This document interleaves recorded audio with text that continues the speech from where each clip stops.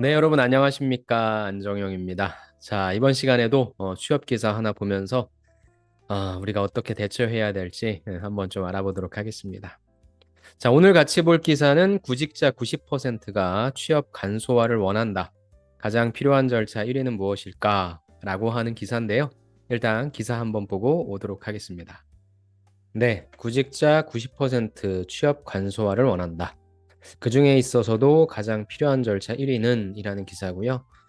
진학사 캐치에서 조사를 했네요. 채용 공고에 꼭 필요한 요소는 직무 소개이다.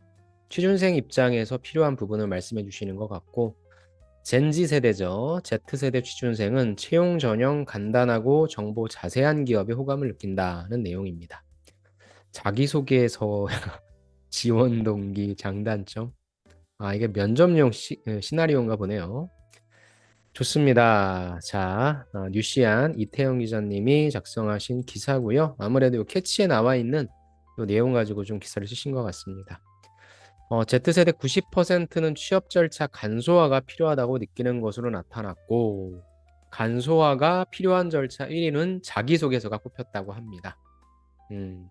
간소화가 필요한 전형 1위는 자기소개서, 이어서 인적성 검사가 17%, 2차 면접 이 10%로 3위를 차지했다. 그러니까 1차 면접은 그럼 당연히 봐야 된다라고 하는 전제가 깔린 거네요. 그 다음에 뭐 직무 테스트, 이력서 1차 면접 순으로 나타났다. 그 다음에 48%는 취업 과정에서 기업 이미지 변화를 경험하는 것으로 나타났고, 긍정적 변화라고 하는 것은 이런 기업인지 몰랐는데 좋아졌다가 39%, 부정적 변화를 경험한 경우는 9%였다. 아무래도 좀 불친절하다거나 반응이 뭐 조금 제때제때 오지 않으면 당연히 부정적인 느낌을 받겠죠. 그래서 일단은 여기에 나와 있는 내용은 간소화되었으면 하는 절차라고 하는 부분이라 요건 좀 이따가 다시 한번 보고요. 긍정적 영향을 미치는 요소는 간편한 채용 전형이 43%로 높게 나타났다.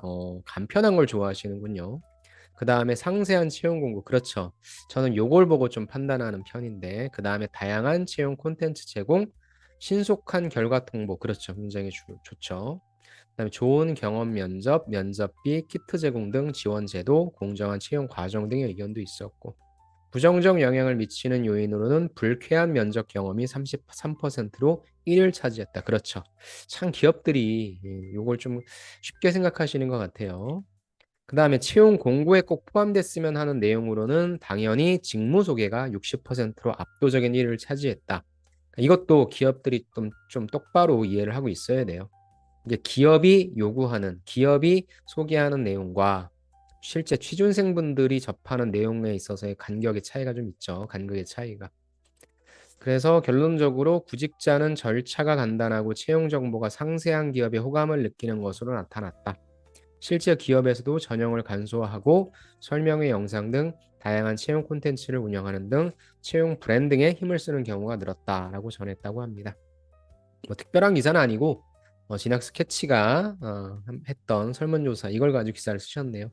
요거 관련해서 한번 얘기를 나눠보도록 하겠습니다. 네, 이 기사였죠. 90% 취업 간소화 원한다. 먼저 이 설문조사 요거부터 좀 볼게요. 취업 간소화를 원합니다. 그 중에서 이제 가장 필요한 절차 1위는 자기소개서다. 자기소개서가 간소화되었으면 한다라고 하는 부분은 자기소개서를 안 보는 건 아니죠.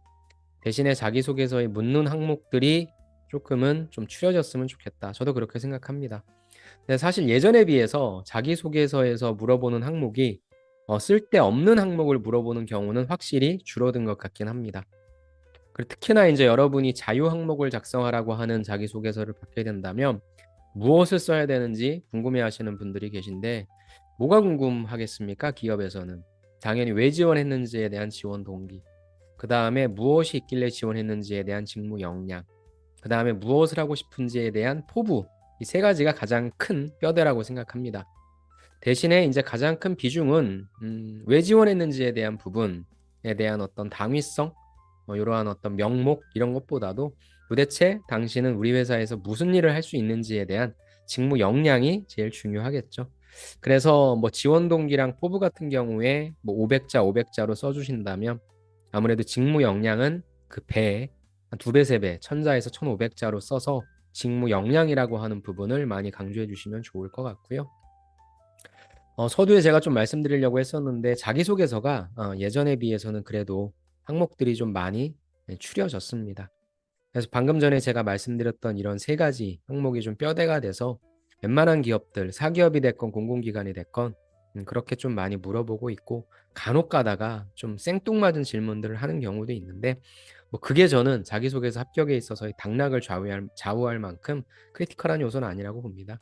그러니까 어찌됐건 여러분들이 무엇을 하셨는지에 대한 경험이라고 하는 부분을 가장 많이 물어볼 테니 여러분들의 경험을 직무 역량에다가 좀 많이 쓰시는 그런 연습을 좀 하셔야 될 것 같고 특히나 내가 사기업은 가이드가 뭐 있는 기업도 있고 없는 기업도 있죠. 제가 올려드린 분석 그 자기소개서 기업들도 보면 어떤 기업은 굉장히 항목 자체가 심플하게 나와 있는 경우도 있고 어떤 기업은 굉장히 디테일하게 이렇게 써라 저렇게 써라가 있는데 자기소개서를 처음 쓰시는 분들은 아무래도 구조를 잡는 게 좀 힘들잖아요. 그러다 보니까 구조를 잡는다는 차원에서 좀 디테일하게 나와 있는 기업들의 자기소개서를 보시면 좋을 것 같아요. 뭐 대표적으로 SK하이닉스 같은 게 되겠죠. 아니면 공공기관의 자기소개서. 공공기관의 자기소개서는 어찌됐건 여러분들의 경험을 직무 역량, NCS에 나와 있는 직업기초 능력의 그 기반으로서 물어보고 있기 때문에 뭐 의, 수문, 대기조, 정직 보통 이제 많이 이야기하는 게 의사소통, 그 다음에 뭐 대인관계, 그 다음에 뭐 자원관리 등등 물어보는 항목들이 거의 좀 뻔하기 때문에 나는 경험을 어떻게 써야 될지 모르겠다 하시는 분들은 공공기관의 자기소개서 그래서 제가 올려드리는 공공기관 자기소개서 그 강의도 좀 보시면 무엇을 묻고 있는 거구나 내 경험을 이렇게 쓰면 되겠구나 이런 팁을 좀 가져가셨으면 좋겠네요. 인적성 검사는 사실상 이제 기업이 대규모로 어디선가 좀 떨어뜨려야 되잖아요. 자기소개서 합격한 분들을 뭐 다 면접장에 데리고 갈 수는 없으니. 그래서 인적성 검사는 대규모로 어디선가 떨어뜨린다. 라는 식으로 해서 좀 여러분이 생각해 주시면 좋을 것 같고 어찌됐건 인적성 검사는 좀 미리 준비를 좀 하시는 게 좋을 것 같아요. 그래서 언제 준비를 해야 되냐? 서류 전형을 합격하고 나서 준비를 하는 거는 사실 조금 느릴 수 있고 내가 정말로 가고 싶어하는 기업은 서류 전형을 끝내고 나서 제출을 다 하고 나서 바로 인적성 검사를 들어가시는 게 그래서 뭐 많이 하실 필요 없고 하루에 한 30분 정도씩만 여러분의 루틴을 만드시면 될 것 같아요. 그래서 뭐 대표적인 기업은 아무래도 뭐 삼성의 G사트가 되겠죠. 그래서 삼성 서류 접수 끝내자마자 바로 G사트 문제집을 구입하셔가지고 그걸 차근차근 한번 좀 풀어보시기 바랍니다. 3위가 2차 면접인데 면접 한번 봤으면 됐지 두 번째 왜 또 보냐 아마 그런 의미인 것 같습니다. 그런데 여러분도 어떻게 뭐 회사가 그냥 사람을 뽑아서 돈 주는 건 아니잖아요. 같이 일할 수 있는 사람을 뽑고자 하는 것이고 그 다음에 또 워낙에 많은 분들이 들어오셨다가 또 나가시다 보니까 진짜 우리 회사랑 잘 맞는 보통 컬처핏이라고 얘기하죠. 그런 인재를 뽑기 위해 나도 보고 너도 보고 서로 좀 검증한다는 차원에서 필터를 한다라고 보시면 될 것 같습니다. 2차 면접 관련해서는 뭐 1차 면접이랑 똑같이 준비를 하시되 보통 2차 면접을 보시는 면접관 분들이 임원 분들일 확률이 높으니까 임원분들이 여러분의 역량을 코치코치 따지는 확률은 여기 나와 있는 대로 한 10%? 전 그거라고 생각하고요. 실제 이제 이분들은 여러분이 씩씩하고 열심히 잘 다니실 수 있는 분인가 사상이 똑바르고 우리 조직이랑 좀 잘 맞는가 그런 부분들을 보는 거니까 씩씩하게 보시면 될 것 같아요.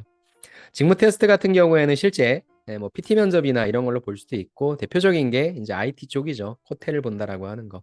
근데 사실 저는 저거는 좀 봐야 된다고 생각합니다.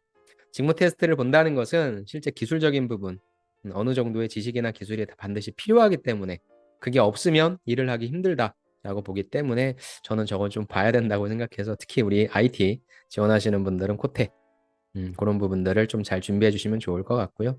이력서도 근데 사실 되게 중요해요. 면접 때 활용하기에 좋고 자기소개서를 꼼꼼히 읽어본다라기보단 이력서에 나와 있는 정보가 중요하니까 이력서 작성도 잘 해주시고요.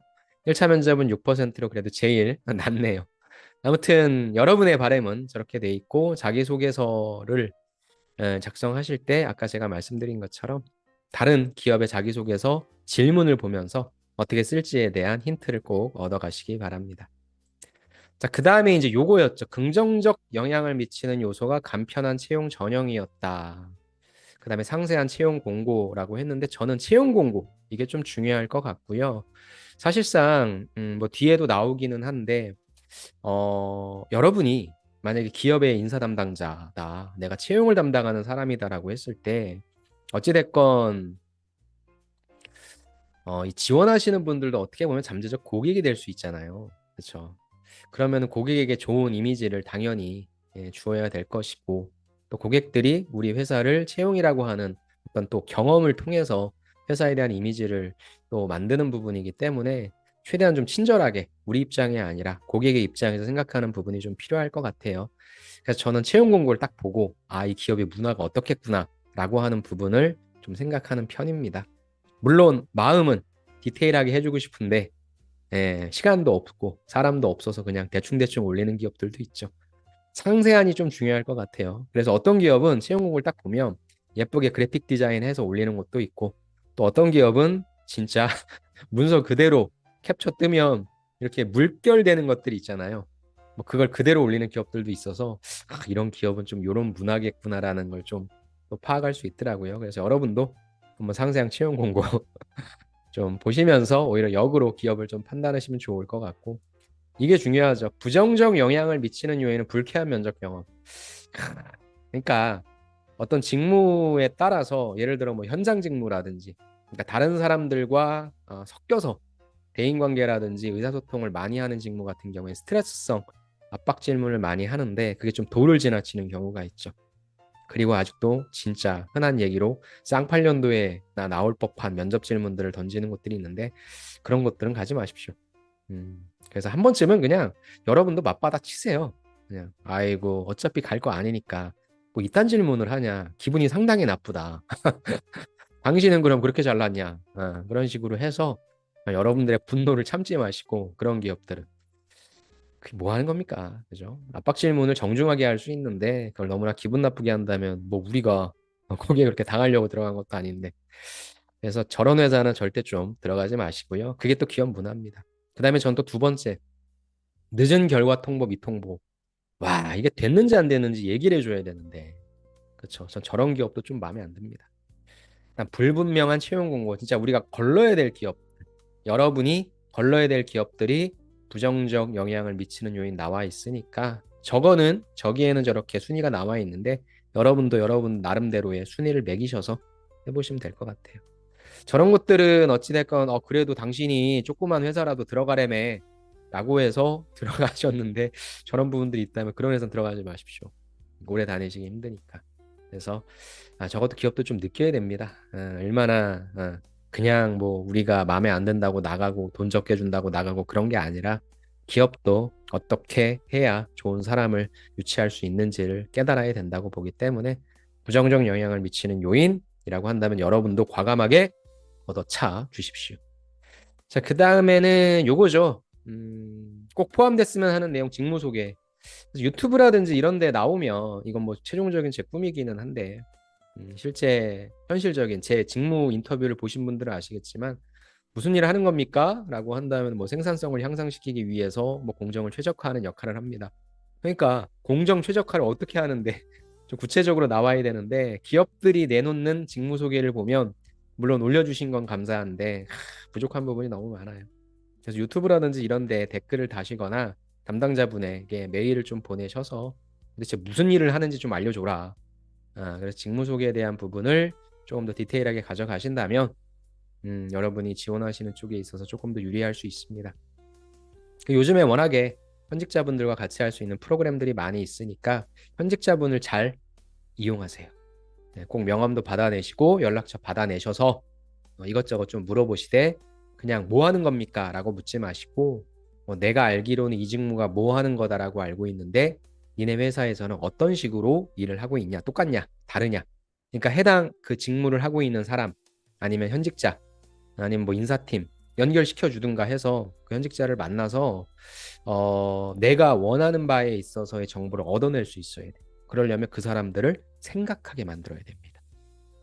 이 직무 하는 데 있어서 제일 어려운 게 뭐냐? 그러니까 뻔히 나와 있는 사전적 정보를 얻으려고 하지 마시고 사전적 정보를 조금 제시해 주시고 내가 추가적으로 알아야 될 건 뭐냐? 뭐 그렇게 해서 여러분이 원하시는 정보를 좀 찾으시면 좋고요. 위험한 건 있긴 해요. 지금 니네 회사에서 하고 있는 일이 뭐냐? 그런 내용들을 여러분들이 제시해주면 뭔가 플러스를 받을 거라 생각하는데 면접관의 입장에서는 너무나 대비적인 상황을 접하게 되면 오히려 의심스러운 거죠. 그리고 그것은 공정한 채용에 어긋난다고 생각합니다. 그게 중요한 게 아니라 여러분들은 들어가서 어떠한 일을 어떻게 할지에 대한 프로세싱을 익히시는 게 중요한 거니까 이 직무는 무엇을 하는구나 감을 잡으시면 되는 거니까 그런 선은 잘 지키셔서 그런 직무 소개를 잘 받으시면 좋을 것 같습니다. 자, 아무튼 오늘 또 이 기사를 가지고 여러분이 간소화했으면 하는 부분 어떻게 생각하시는지 그 다음에 긍정적, 부정적 영향을 미치는 요인으로서 여러분도 당하지만 마시고 멋지게 한번 여러분도 걷어차 주시고요. 그 다음에 직무 소개 같은 경우에 좀 부족하다라고 하면 추가적으로 어떻게 정보를 얻을 수 있을지도 한번 잘 고민해 보시기 바랍니다. 그래요. 이제 7월도 다 갔고 이제 8월입니다. 눈 깜짝하면 시간이 지난다라고 제가 계속 말씀드렸는데 시간은 째깍째깍 잘도 흘러갑니다. 이제 하반기를 본격적으로 준비하셔야죠. 그래서 제가 자기소개서도 올려드리고 있고 면접도 올려드리고 있는데 예제 푼다는 생각이 아니라 실전에 임하신다는 생각으로 여러분들 이제 루틴을 만드시고 하루하루 열심히 하신다면 하반기 때 원하시는 결과 얻으실 수 있을 테니까 계획 잘 짜시기 바랍니다. 무더위에 건강 조심하시고요. 아이고, 저도 좀 건강이 그렇게 무리를 하다 보니까 나이스한 컨디션은 아닌데 여러분도 나이스한 컨디션을 꼭 여러분만큼은 나이스한 컨디션을 좀 만드시면 좋을 것 같습니다. 아무튼 하루하루 또 잘 지내시고 7월 마무리 잘 하시고 8월 달에도 원하시는 대로 열심히 여러분이 원하시는 거 다 이루시길 바랍니다. 그럼 저는 다음 시간에 또 다른 콘텐츠로 뵙겠습니다. 감사합니다.